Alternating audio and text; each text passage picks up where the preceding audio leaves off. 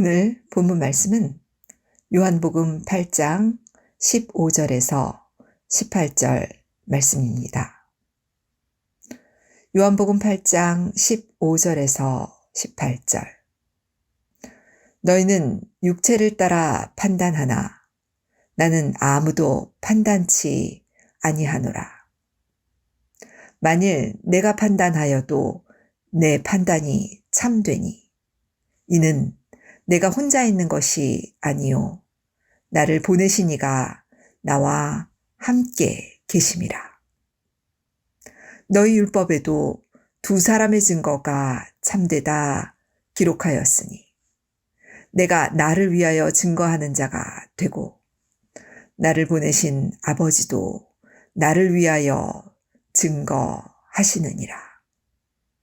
이는 하나님의 말씀이라. 아멘. 오늘은 두 증인에 대해서 살펴보고자 합니다. 두 증인이라는 게 성경 구약부터 요한계시록 이르기까지 되게 중요한 주제인데요. 그 두 증인이라는 것에 대해서는 아마도 우리들이 길거리를 가다 보면 서울에서나 인천에서는 그런 일이 많은데 여기서는 어떤지 모르겠어요. 두 사람이 꼭 같이 다니면서 특히 두 남자가 양복을 되게 잘 빼입고 핸섬한 특히 외국인 남자들이 두 사람이 꼭 짝을 지어서 왔다 갔다 하는 모습을 보신 적이 혹시 있으신 분? 여기서도 있나요? 아, 있군요. 전국 어디에서나 있네요. 서울에서는 아주 너무 평범하게 자주 볼 수 있는 장면들이에요. 두 사람이 꼭 같이 다니죠. 특히 외국인 두 남자가 양복을 쫙 빼입고 다니는데 그분들이 어떤 분들인지 아세요? 네? 요원들. 요원, 미국처럼 FBI나 CIA 뭐라고 했나 모르겠어요. 어쨌든 그런 요원들처럼 이렇게 입고 다니는데 여호와 증인들이거나 또는 몰몬교이거나, 네? 미랄 성도 뭐 여러 가지 이제 지금 그런 흉내를 내는 분들이 되게 많아요. 그 다른 어떤 종교, 다른 기관들에서. 그래서 두 사람이 꼭 같이 다닙니다. 왜 그런지 아세요? 성경에 그렇게 나와 있어요. 성경에 나와 있는데 오늘 본문 말씀 읽으신 것처럼 예수님께서는 율법에도 두 사람의 증거가 참되다라고 율법에도 기록되었다라는 말씀을 인용을 하세요. 그게 이제 민수기 35장 30절 말씀을 보시면은 어떤 사람이 사람을 죽였는데 우발적으로 어떤 사고로 죽인 게 아니라 계획적으로 죽인 거예요. 계획적인 살인 사건이 일어났습니다. 그것을 갖다가 그 사람들을 고살자라고 하는데 고의로 사람을 죽인 거예요. 계획적으로. 그걸 성경에서는 민수기 35장 30절에서는 고살자라고 합니다. 고살자. 그 사람을 증인들의 말을 따라서 어떻게 됐냐면 구약의 율법대로 하면 어떻게 됐냐면 죽여야 되는 거예요. 왜?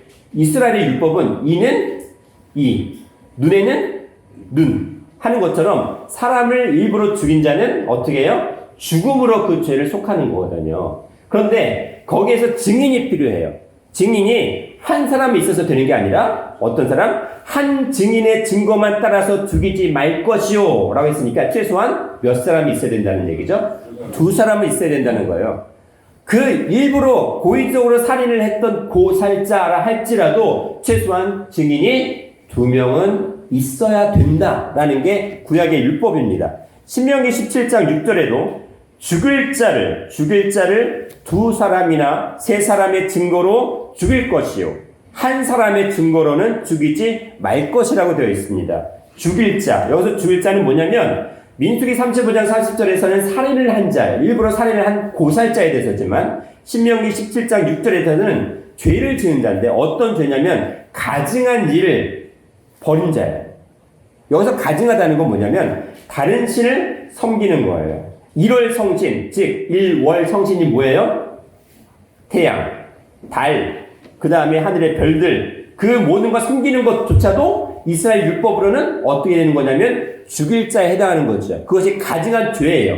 그 가증한 죄를 범하는 자도 어떻게? 두 사람이나 세 사람의 증인들이 있는 상태에서 그 증거를 확보한 상태에서 어떻게 된다는 거예요? 죽여야 한다는 거죠. 아침부터 계속 죽이는 얘기가 나와서 좀 그렇긴 한데 이스라엘 율법이 그렇습니다. 유대인의 율법이 그렇습니다. 신명기 19장 15절에도 사람이 아무 악이든지 무릇 범한 죄는 한 증인으로만 정할 것이 아니요 두 증인의 입으로나 세 증인의 입으로 그 사건을 확정할 것이며, 그러니까 어떤 사람의 죄를 심판하고 결론을 내릴 때는 최소한 두 사람이나 세 사람의 증언이 있어야 된다는 거예요. 증언이라는 건 뭐예요? 증언이라는 건 그 현장에서 그 사건이나 말을 목격했거나 들은 사람들이죠. 그 현장에 있었던 사람들을 얘기하는 거예요. 그리고 마태복음 18장 15절에서 17절 말씀 보면은 내 형제가 죄를 범하거든 가서 너와 그 사람과만 상대하여 권고하라. 일단 어떤 형제가 죄를 지었습니다. 형제라 하면 여기에서는 교회에서 같은 신앙생활을 하는 그 사람들 형제라고 부를 수 있는데, 그 사람이 어떤 교회에 어떤 한 성도가 죄를 범했어요. 죄를 범했으면 최소한 그 사람, 죄를 범한 사람에게 그 죄를 목격한 사람이 먼저 가서 권고하는 겁니다. 그 죄에 대해서 죄사함 받고 회개하라는 거죠. 그 사건을 증거 확인한 사람이 먼저 1대1로 가서 권고하는 겁니다. 권고해서 그 말을 듣거든. 그 말을 들으면 어떻게 하냐면 내가 내 형제를 얻은 것이요. 그 말을 들으면 형제를 얻은 거예요. 또다시 형제를 회복이 된 거죠. 성도가 되어진 겁니다. 근데 만일 듣지 않거든 한두 사람을 데리고 가서, 즉 한두 사람이라는 건 자신과 또 한두 사람이 더 추가되는 거죠. 한두 사람이니까 일단은 증거한 사람 한 사람을 기준으로 한두 사람이 더 추가가 되면은 최소한 2명이나 3명인 거예요. 그렇죠? 3사람, 즉 2명이나 3사람을 데리고 가서 두세 증인의 입으로 그 하는 말마다 증참케 하라. 증참이라는 말이 있는데 증인으로 참석을 하라는 거예요. 어떤 사람의 죄를 한 사람이 목격을 했는데 그 말에 대해서 권고를 해서 안 들었어요. 그러면 두세 사람이 더 같이 참여를 해가지고 그 사람이 했던 말에 대해서 증인으로 참석을 하게 하는 겁니다. 그리고 만약에 그 말도 듣지 않게 되면은 어떻게 되냐면 유대인이 아니라 이방인 취급을 받는 거예요. 즉 유대인의 자격에서 완전히 박탈당하는 그런 출교를 당하게 되는 심판을 당합니다. 그것이 바로 유대인의 율법이에요. 이스라엘의 법입니다. 그래서 증인이라는 건 되게 중요한데 최소한 몇 명? 2명이 있어야 된다는 얘기를 하고 있습니다. 고린도후서 13장 1절에는 내가 이제 3번째 너희에게 갈 터이니 두세 증인의 입으로 말마다 확정하리라. 뭐냐면 사도 바울이 어떤 교회나 어떤 사람에게 3번째 방문을 합니다. 3번째 방문을 했다는 건 벌써 첫 번째, 두 번째 권고를 한 거예요. 이미. 그런데 3번째 마지막 기회를 주기 위해서 가는데 그때는 언제냐면 두세 증인, 즉 사도 바울뿐만 아니라 두세 사람을 같이 동행시켜서 가는 겁니다. 그래서 그 모든 하는 말마다 뭐 하는 거예요? 확정하는 거예요. 증인으로 참여를 하게 만드는 겁니다. 그것이 바로 두 증인으로 출발을 하는 겁니다. 디모데전서 5장 19절에도 어떤 교회의 장로가 있어요. 장로에 대해서 송사를 하는데, 옳고 그름에 대해서 시비를 가리는데 두세 증인이 없으면 받지 말라고 되어 있어요. 교회에서도 어떤 장로가 죄를 범했습니다. 시비거리가 생겼어요. 그런데 두세 증인이 없으면 아예 받지 말라는 거예요. 그것이 디모데전서 5장 19절에도 나와 있습니다. 그래서 교회에서는, 하나님의 법 가운데서는 두세 증인의 확증한 말이 없으면 심판할 수 없다는 것을 얘기하고 있습니다. 자, 그렇다면은 이렇게 계속 두세 증인이 나와요. 누가복음 10장 1절에서도 예수님이 어떻게 말씀을 하셨냐면 이후에 주께서 달리 70인을 세우사 70명의 사도를 세웠습니다. 그러면서 친히 가시려는 각처 가는 곳곳마다, 가는 동네마다 2명씩, 둘씩 앞서 보내셨어요. 70명을 세우셨는데 그 70명을 2명씩 나눠가지고 가야 할 동네, 말씀을 선포해야 될 동네에 다 둘씩 보내신 거예요. 여기에서 지금도 몰몬교나 또는 여호와 증인이나 그 미랄 선교 재단인가요? 요리 곳곳에서 2명씩 짝지어서 다 보내는 거예요. 그러면서 어떻게 접근을 하냐면 외국인들이잖아요. 영어를 가르쳐 주겠다는 조건으로 접근을 해요. 영어를. 그럼 젊은이들은 혹하잖아요. 영어를 그것도 무료로 원어민이 직접 가르쳐 준다는 접근을 하는 거죠. 그러니까 어떻게 해요? 그걸 상황을 모르는 분들은 대부분 따라가요. 한 번은. 최소 한 번 이상 따라간다고요. 그렇게 빠져든 사람이 되게 많아요. 그래서 영어를 무료로 가르쳐 주겠다고 접근하면은 일단 경계를 하세요. 뭔가 아니구나. 뭔가 아니구나. 그런 게 되게 많이 있습니다. 그래서 여기에서 2사람씩 짝지어서 선교하는 그런 기관들, 단체들이 많이 생겨났어요. 생겨났는데, 자, 그렇다면, 2세 증인, 특히 2 증인이라는 말이 오늘날 각자 나에게는 어떻게 적용이 되어지고, 우리에게 이 2세 증인이라는 말씀을 통해서 무엇을 말씀을 하시려고 하는지 한번 고민을 해보도록 하겠습니다. 스가랴 4장 11절에 보시면은요, 스가랴서는 예언서라고 볼 수 있는데 그 예언서는 이렇게 말씀을 하십니다. 내가 그에게 물어 가로되 등대 좌우에 2 감람나무는 무슨 뜻이니까 하고 12절에 다시 그에게 물어 가로되 금 기름을 흘려내는 2 금관 옆에 있는 이 감람나무 2 가지는 무슨 뜻이니까 스가랴 4장 14절에 가로되 이는 기름 발리운 자 둘이니 온 세상의 주 앞에 모셔 섰는 자니라 하더라. 이렇게 되어 있어요. 뭐냐면 스가랴서에서 스가랴 선지자가 환상을 봤습니다. 계시를 봤습니다. 뭐냐면 등대가 있어요. 등대가 있는데 그 메노라라고 하는 7 촛대가 있는 등대가 있어요. 근데 그 양쪽에 뭐가 있냐면 2 감람나무가 있어요. 2 감람나무가 촛대에 7 촛대의 양 옆에 서 있습니다. 그러면서 2 감람나무 옆으로 이 관이 있는데 촛대로 연결이 되어 있는 거예요. 자, 이건 뭐냐면 그냥 상황을 대충 얘기를 하자면 감람나무는 뭐냐면 기름을 짜내는 거예요. 기름의 근원이죠. 감람나무는 기름의 근원인데 촛대 양 옆에 있어요. 그러면서 그 촛대로 관이 연결되어 있는데 촛대에 뭘 공급해요? 기름을 공급하죠. 그러면서 촛대에 촛불이 계속 어떻게 하는 거예요? 계속 타오르게 만드는 역할을 하는 거죠. 그것이 2 감람나무입니다. 현대로 얘기하자면 신령한 기름통이 양쪽에 있고요. 그 다음에 가운데에 큰 등이 하나 있습니다. 등 옆에 어떻게 해요? 기름통이 양쪽에 관으로 다 연결되어 있는 거예요. 끝없이 흘러나오는 기름관이 연결되어 있는 거예요. 그것이 2 감람나무라고 되어 있는데 이 2 감람나무가 뭐냐면 기름 발리운 자라고 4장 14절에서 말씀을 하고 있어요. 자, 그러면 기름 발리운 자 둘이래요. 둘. 기름 발리웠다라는 말은 기름을 발랐다는 건 뭐냐면 헬라어로는 그리스도예요. 그리스도가 기름을 발랐다는 뜻이에요. 기름을 발랐다는 건 뭐냐면 옛날에 구약시대 때는 왕, 제사장, 선지자를 임명할 때는 뭘 하냐면 기름을 머리 위에 바릅니다. 그래서 그것을 왕됨을 선포하고 대제사장됨을 선포하고 선지자됨을 선포하는 게 바로 기름을 발랐다는 거예요. 그래서 예수님은 왕으로서 대제사장으로서 선지자로 오신 분이 바로 예수님이에요. 그래서 예수님을 그리스도라고 명합니다. 그리스도, 기름 발리운 자라고 얘기를 합니다. 그래서 여기서 말씀하신 기름 발리운 자라는 거는 그리스도라는 말이에요. 그리스도라는 말이 예수에게도 적용이 되지만 기름을 발리온 존재 그 모두가 다 그리스도인 거예요. anointed, 기름 발리웠다, 기름 발리워진 거니까 기름 부음을 받았다는 거예요. 그것이 바로 그리스도라는 거죠. 혹시 추우시면 저 끄셔도 되는데 뒤에 추우시면 에어컨을 좀 꺼주실래요? 여기 추우신 것 같아요. 밖에. 네. 그래서 기름을 발렸다는 거는 뭐라고요?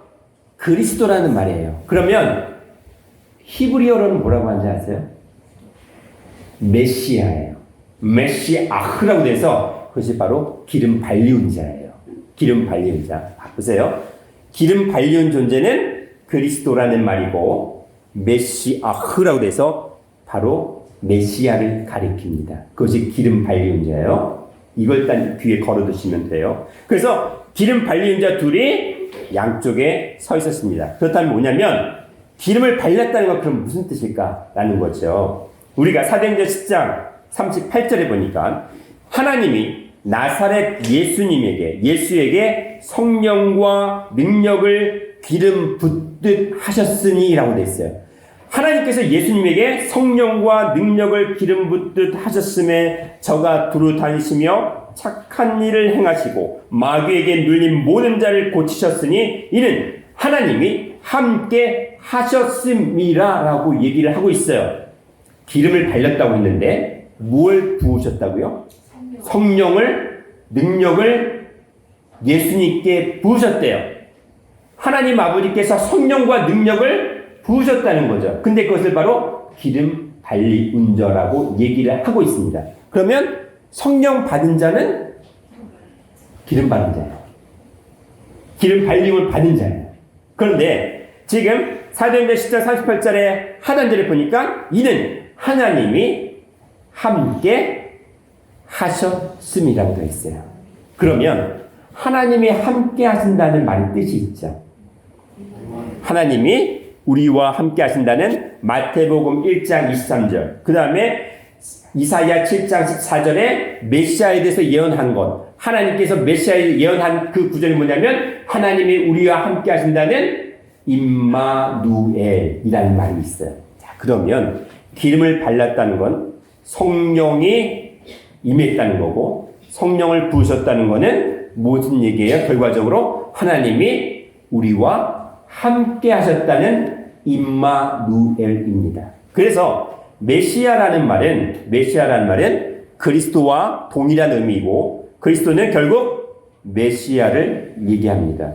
메시아는 그리스도 그리고 하나님이 함께 하신다는 임마누엘과 동일한 의미를 가지고 있어요. 그런데 요한일서 2장 27절에 너희는 주께 받은 바 기름 부음이 너희 안에 거하나니 아무도 너희를 가르칠 필요가 없고 오직 그의 기름 부음이 모든 것을 너희에게 가르치며 또 참되고 거짓이 없으니 너희를 가르치신 그대로 주 안에 거하라 라고 되어 있어요. 요한일서 2장 27절은 주께 받은 바 기름 부음이 누구 안에 있다고요? 각자 우리 안에 있다는 거예요. 그러면 뭐겠어요? 다시 한번 얘기해 볼게요. 기름 부음은 그리스도라고 되어 있죠. 메시아라고 되어 있죠. 임마누엘이라는 말과 동일한 의미라고 되어 있어요. 그런데 그의 기름 부음이 우리 안에 있대요. 그러면 메시아가 누구 안에? 그리스도가?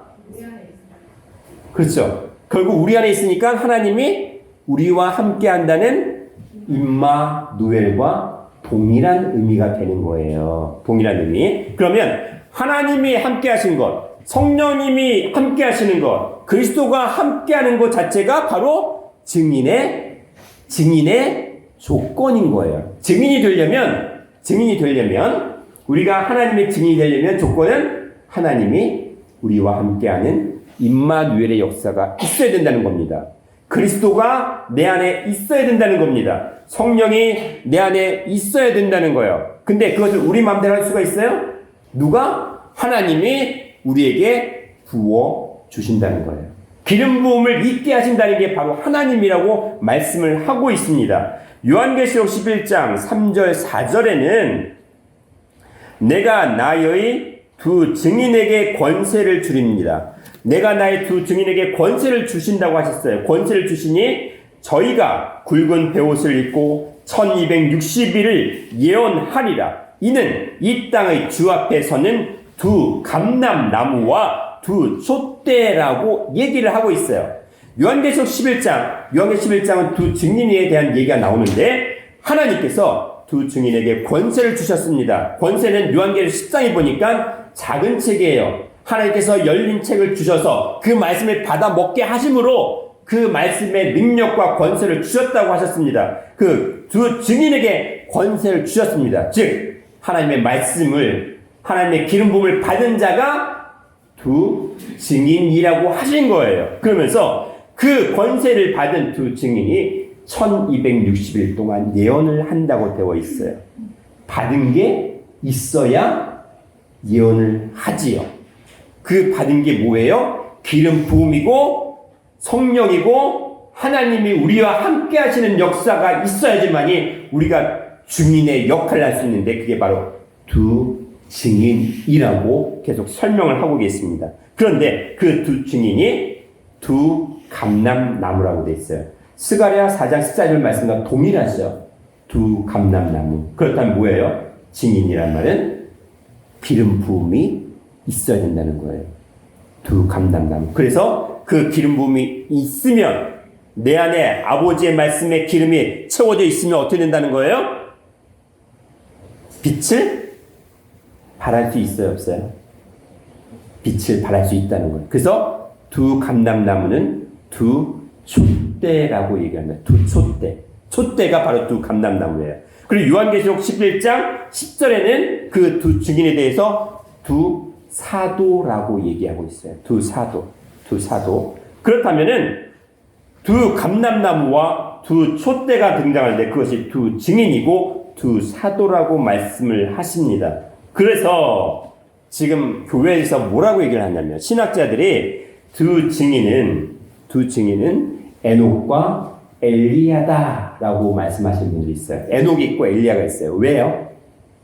구약시대 때 에녹이 죽음을 보지 아니하고 300년 동안 하나님과 동행하다가 죽음을 보지 않고 변화받았죠. 그게 에녹이에요. 엘리야도 죽음을 보지 아니하고 하늘로 올림을 승천을 했죠. 그래서 에녹과 엘리야가 두 증인이라고 하시는 학자가 있어요. 또 어떤 분은 신약과 구약, 즉 구약과 신약이 두 증인이래요.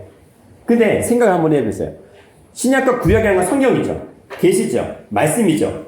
원래 두 증인이라는 것은 이 말씀에 대한 증인이죠. 근데 말씀이 말씀에 대한 증인이에요? 그게 아니고 그 말씀 자체이신 예수 그리스도를 직접 현장에서 목격하고 그 말씀을 받은 자가 증인인데, 구약과 신약의 증인이래요. 그건 또 안 맞는 말씀인 거예요.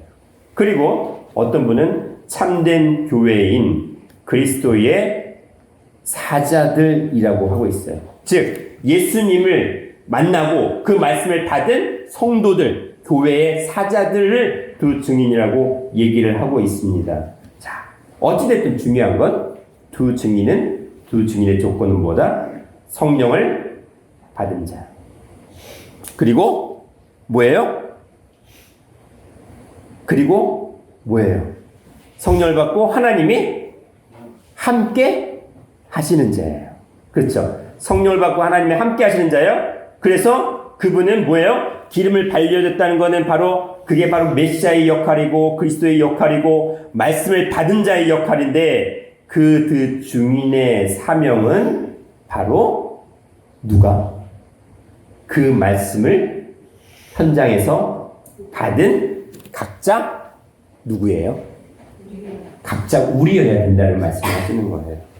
자, 요한복음 5장 31절 32절에 내가 만일 나를 위하여 증거하면 내 증거는 참되지 아니하되, 즉 예수님께서 내가 나를 증거하면 그 증거는 참되지 않대요.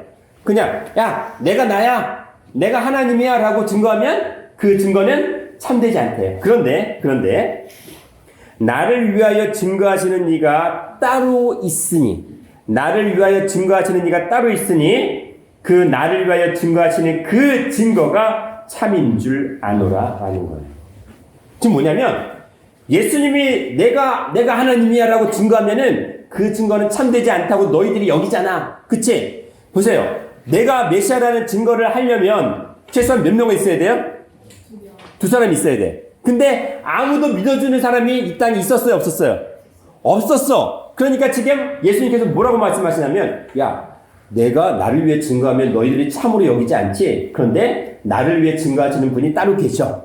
하나님 아버지라고 말씀하시는 거예요. 그렇게 하시면서, 그러면 그 증거도 참되려면 최소한 둘은 돼야 되잖아요. 그래서 요한복음 16장 32절에 보니까, 보라, 너희가 다 각각 제 곳으로 흩어지고 나를 혼자 둘 때가 오나니 벌써 왔도다. 그러나 내가 혼자 있는 것이 아니라 아버지께서 나와 함께 계시니라 하고 말씀하세요. 그렇다면 하나님께서 나와 함께 계신다고 하니까 뭐예요? 그 말이? 임마누엘이죠. 지금 뭐냐면 마태복음 1장 23절에서 임마누엘이라고 하는 것은 하나님이 나와 함께 하시는 거죠. 자, 그러면 어떻게 되냐면 구약에서는 보이는 두 증인을 얘기했습니다. 물론 신약에서도 보이는 두 증인을 유대인들이 강조하고 얘기를 해요.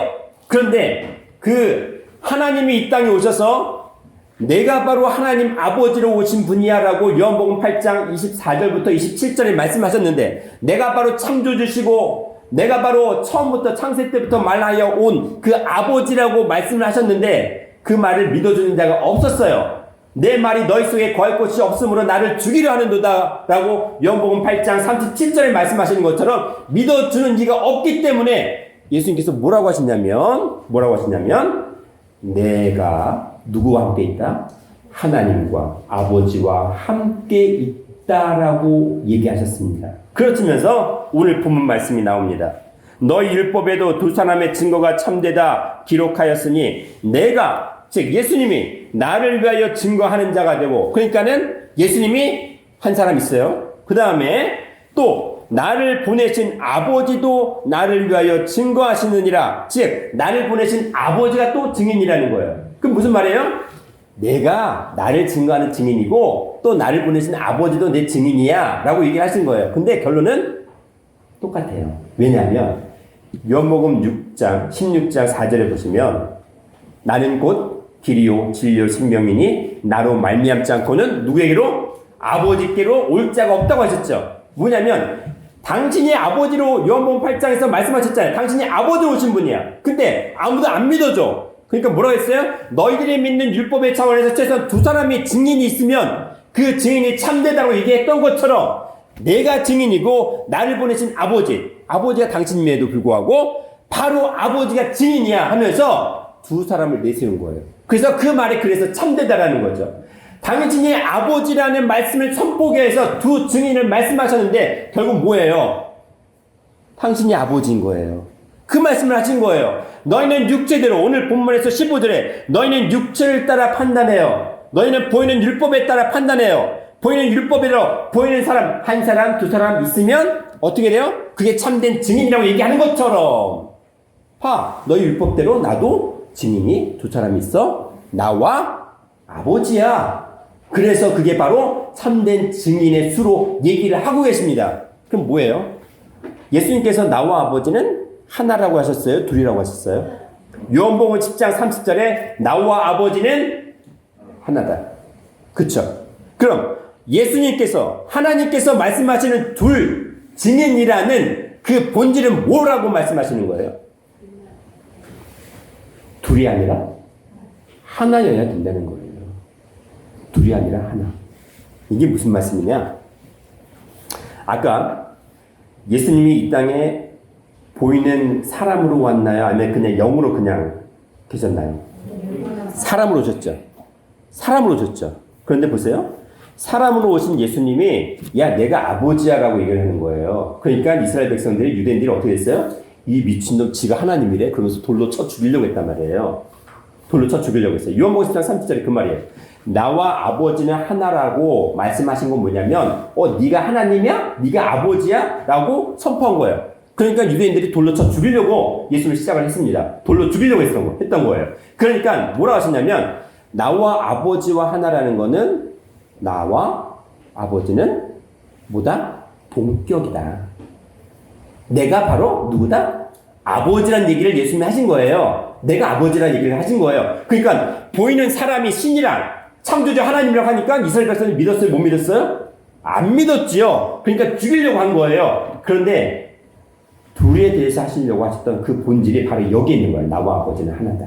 너희들은 보이는 두 사람을 통해서 나를 죽이려고 하는 거꾸로 그 율법을 예수님을 죽이려고 하는 그러한 죄의 법으로 사용했다는 거죠. 거짓 증인의 법으로 사용을 했어요. 예를 들어 이럴 수 있습니다. 제가 예전에도 그런 일을 많이 겪었는데 예를 들어서 저를 죽이려고 두 사람이 모의를 했어요. 모의를 했어. 두 사람이. 그럼 어떻게 되는 거예요? 참된 증거가 아님에도 불구하고 거짓 증거가 됨에도 불구하고 나를 죽이는 결과를 가져오잖아요. 그쵸? 하나님의 선한 율법인 두 증인의 법을 이스라엘 백성이 예수를 죽이는 거짓 증거로 활용한 거예요. 그게 사람의 타락한 법이거든요. 근데 하나님께서 둘을 통해서 말씀하시고자 하는 이유는 뭐냐면 아까 그 기준이 기름을 부었다는 것에 있어요. 하나님의 영이, 아버지의 영이 거하시면 증인이 될 수 있는 조건이 있다고 했죠. 그렇죠? 하나님의 영이 너희 안에 거하시면, 나라는 한 존재가 있지만 내 안에 하나님의 영이 거하시면 둘이잖아요, 원래는. 근데 거한다는 건 뭐예요? 따로 떨어진 분리된 둘이 아니라 나와 말씀이, 성령이 어떻게 되는 거예요? 하나가 되는 거죠. 예수님께서 이 땅에서 보여주시고자 했던 건 뭐냐면, 야, 사람이지? 나 사람이지? 너희들이 볼 때는 사람이지? 근데 하나님이 나와 하나야 라고 했어요. 야, 너희들이 볼 때 사람이지만 하나님이 나와 하나가 될 수 있어. 즉 너희들도 믿기만 하면 하나님과 뭐가 될 수 있다는 거예요? 하나가 될 수 있다는 걸 보여주시기 위한 거예요. 그 얘기를 지금 하시는 거예요. 그래서 오늘 보니까 내가 나를 위하여 증거하는 자가 되는 겁니다. 증거한다는 말은 뭐냐면 증거의 조건이 기름 부었다는 거죠. 아버지의 말씀이 내 안에 있으면 나는 뭘 얘기를 해요? 아버지 말씀을 얘기하는 거죠. 만약에 사단의 말이 내 안에 들어왔어. 사단의 영이 내 안에 들어왔으면 나는 뭘 얘기해요? 사단의 말을 하는 거예요. 사단의 증거가 되는 거죠. 근데 하나님의 말씀, 하나님의 영이 내 안에 들어와 있으면 나는 뭘 하는 거죠? 하나님을 증거하고 하나님의 말씀을 선포하는 거잖아요. 그래서 증인이에요. 그래서 증거자예요. 그 말씀 내 안에 있기 때문에 증거가 되는 거죠. 결국 뭐냐면 나와 성령, 아버지의 영이 하나가 되는 그 순간 나는 뭐예요? 보이는 건 하나지만 신령한 두 증인이 되는 것을 말씀을 하고 있다는 거죠. 그래서 고린도전서 6장 17절에 주와 합한 자는 한 영이니라 라고 얘기를 하고 있습니다. 보세요. 고린도전서 6장 17절에 주, 하나님과 아버지와 누가 합해요? 각자 내가 합했어. 그러면 둘이 아니라 한 영이라는 거예요. 한 영. 그러면 하나님께서 말씀하신 둘은 그냥 보이는 차원의 둘을 말씀하시는 게 아니라는 거예요. 구약에서 말씀하셨던 두 증인은 뭘 말씀하시고자 하는 거냐면 하나님의 말씀에 하나님의 성령이 너희 안에 거하시면 너희들은 뭐가 되는 거예요? 하나님과 함께한 임마누엘의 존재가 되는 거죠. 하나님의 아버지의 영이 거하는 신령한 그리스도가 되는 거예요. 기름 부음 받은 존재가 되는 거예요. 그래서 그런 자들은 무슨 역할? 증인의 역할을 하는 거예요. 근데 그 증인은 두 증인이에요. 왜 두 증인이에요? 나는 하나지만 내 안에 아버지의 영이 거했기 때문에. 그래서 그 아버지의 영이 나를 증거해 주시고 또 내가 아버지를 증거하는 그런 두 증인인 거죠. 그래서 그 두 증인은 신령한 한 영, 하나가 되는 게 바로 두 증인입니다. 말씀을 받은 존재, 하나님의 영을 받은 존재를 가리켜 두 증인이라고 하는 거예요. 그래서 그 말씀을 머리로 받는 게 아니고 내 마음 심령 가운데 내 삶에서 그 말씀을 채웠기 때문에 뭐가 나와요? 살아있는 말씀이 나오는 거고 살아있는 생명이 나올 수밖에 없다는 거죠. 그래서 증인이에요. 증인은 그 확신이 있기 때문에 어떠한 고난도, 환난도 두려워하지 않습니다. 순교를 당한다 할지라도 어떻게 되는 거예요? 그 말씀, 맡은 바 말씀을 선포하는 겁니다. 요한계시록 11장에서 두 증인은 1260일 동안 예언을 해요. 왜? 요한계시록 10장에서 그 작은 책의 비밀을 다 받아먹고 그 받아먹은 말씀을 1260일 동안 예언한다고 되어 있어요. 예언하고 나서 죽임을 당합니다. 순교를 당해요. 두 증인의 역할은 뭐예요? 일사각오, 순교 정신, 그러한 존재로 살아가는 존재들이에요. 주기철 목사님, 손영원 목사님, 그런 분들이 어떤 역할을 하신 분들이에요? 살아있는 두 증인의 역할을 하신 분들이라는 거죠. 이 땅에서 우리도 그 역할을 감당해야 된다는 얘기를 하고 있습니다. 그래서 요한복음 10장 38절에 아버지께서 내 안에 계시고 내가 아버지 안에 있다라고 하셨습니다. 즉 요한복음 10장 30절 나와 아버지는 하나이라는 그 말씀을 다시 설명을 하고 계시는 거예요. 나와 아버지는 하나인데 그건 뭘 얘기하냐면 아버지께서 내 안에 그리고 내가 아버지 안에 있다라는 거예요. 우리 10년 가운데 아버지가 계십니까? 아버지의 영이 구하십니까? 하나님의 영이 구하십니까? 말씀이 구하십니까? 기름 부음을 내가 입었나요? 성령이 내 안에 머물렀나요? 머리가 아니라 내 10년 가운데 이 10년 가운데 말씀이 기름 부음이 있어지면 어떻게 되는 거예요? 예수님께서 예수는 그리스도였죠. 십자가에서 내 모든 죄를 인류 역사의 죄를 짊어지고 어떻게 하셨어요? 죽으셨잖아요. 창조주 하나님이 영이신 하나님이 죽을 수가 있어요? 아니에요. 우리 죄악 때문에 우리가 깨닫지 못하는 그런 무식함 때문에 예수님을 죽음으로 모은 거예요. 창조주 하나님을 죽었다라고 표현하게 만든 거예요. 이제는 우리가 하나님의 영을 받고 말씀을 받았다면 예수님은 십자가에 죽었다가 아니라 내가 말씀을 깨달으면 그 십자가, 죄의 결과인 그 십자가를 내가 짊어지고 하나님은 내 안에서 어떻게 되는 거예요? 살아계셔야 되는 거예요. 그래야 내가 두 증인이 될 수 있는 거예요. 그런 삶을 살 수 있는 거예요. 우리가 이제는 말씀을 온전히 선포하는 자가 되어야 되는데 사도행전 1장 8절에 보니까 이렇게 말씀을 하십니다. 오직 성령이 너희에게 임하시면 너희가 권능을 받고 라고 되어 있어요. 다 아시는 말씀이죠? 오직 성령이 너희에게 임하시면 되어 있어요. 성령이 임했다는 건 뭐예요? 증인이 되면 이란 말이에요. 증인이 되면 권능을 받는 거예요. 증인이 됐다는 건 말씀의 권능을 받았습니다. 그 말씀을 받은 거예요. 하나님의 영이 임하신 거예요. 온 예루살렘과 온 유대와 사마리아와 땅끝까지 이르러 뭐가 된다고요? 내 아버지의 증인이 되리라 하시니라고 하셨습니다. 그러면 일단 우리는 아버지의 증인이니까 뭐가 되는 거예요? 두 증인이에요. 보이는 거는 두 증인이지만 신령한 증인이죠. 왜? 아버지가 네 안에 계시고 내가 아버지 안에 거기 때문에 내가 각자 신령한 두 증인인 거예요. 두 증인. 그래서 이사야 43장 12절에 내가 구하였고 구원하였으며 보였고 너희 중에 다른 신이 없었나니 그러므로 너희는 나의 증인이요.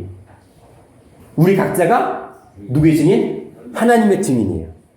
이사야 43장 10절에도 너희는 나의 증인, 나의 종으로 택하심을 입었나니 이는 너희로 나를 알고 믿으며 내가 그인 줄 깨닫게 하려 함이라. 나의 편에 나의 전에 지음을 받은 신이 없었느니라. 나의 후에도 없으리라. 즉 증인이라는 것은 하나님이 어떤 말씀하시냐면 하나님이 우리에게 요구하시는 게 너희가 하나님을 알고 그리고 믿으며 내가 그인 줄 깨닫게 하는 거예요. 아는 것, 믿는 것, 깨닫는 것이 바로 증인의 조건인데 그것을 사도행전 1장 8절에서는 성령이 너에게 임하시면으로 말씀을 하신 거예요. 그게 기름 부음이고요. 그것이 바로 증인이라는 거예요. 증인. 이제 우리 혼자가 아니에요. 우리 하나가 아니에요. 예를 들어서 믿는 자는 죄를 짓기가 쉬워요? 자, 우리가 죄를 범하려고 할 때 있지요?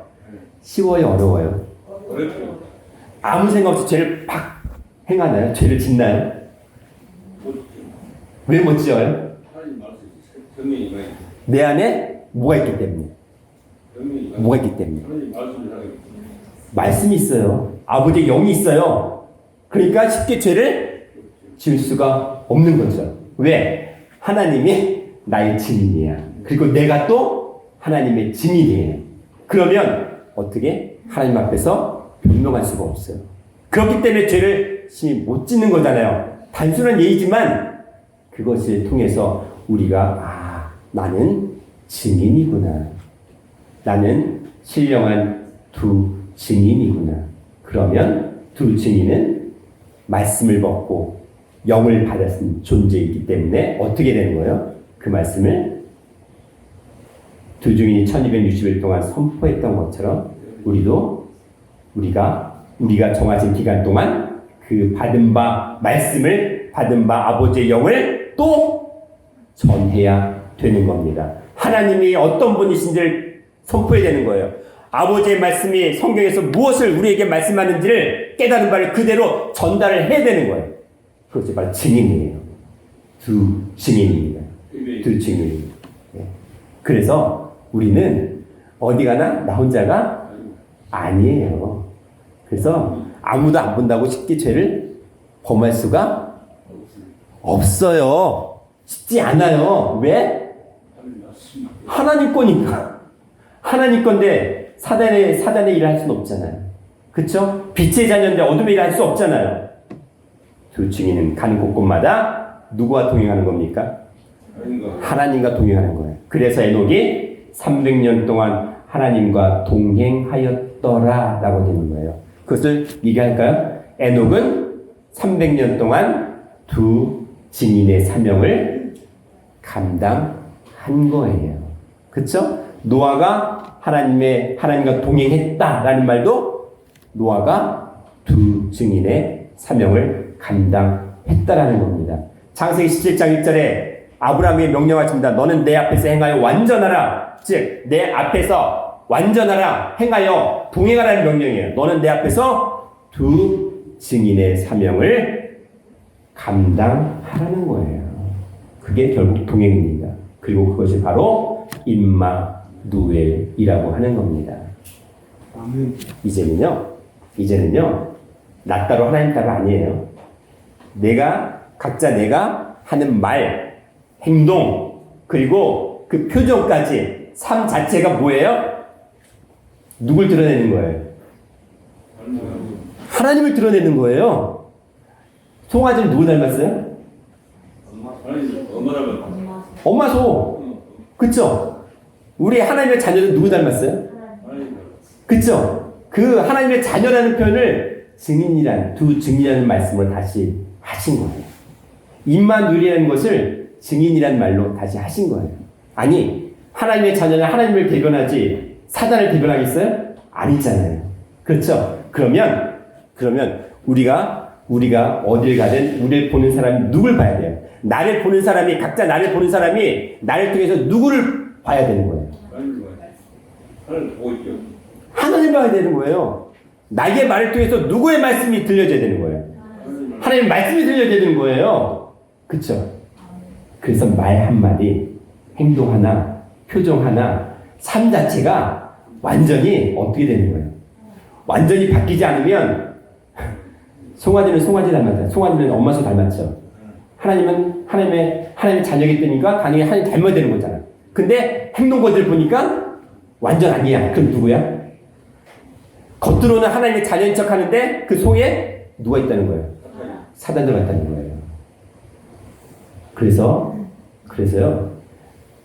나무를 알 수 있는 건 그 열매를 알 수 있죠. 그 열매가 이게 어떤 열매? 사과가 열렸으면 사과나무고, 배가 열렸으면 배나무고, 감이 열렸으면 감나무죠. 우리는 무슨 열매 맺어야 돼? 말씀의 열매. 말씀이 내가 너희에게 이런 말이 영이고 생명이니까 생명의 열매를 맺어야 되는 거예요. 생명의 열매. 그래서 이제는 더 좋은 약속이죠. 더 좋은 약속은 우리에게 새 언약을 하셨고, 요한일서 2장 25절에 뭐라고 돼 있어요? 하나님께서 약속하신 약속은 이것이니 영생이다. 그러면 우리가 하는 말 자체는 뭘 맺어야 돼요? 무슨 열매? 영생의 열매를 맺는 게 더 좋은 약속에 허락하신 두 증인의 사명입니다. 두 증인의 사명이에요. 그래서 이제는 우리는 하나가 아니라 둘이에요. 근데 둘은 또 하나예요. 그렇죠?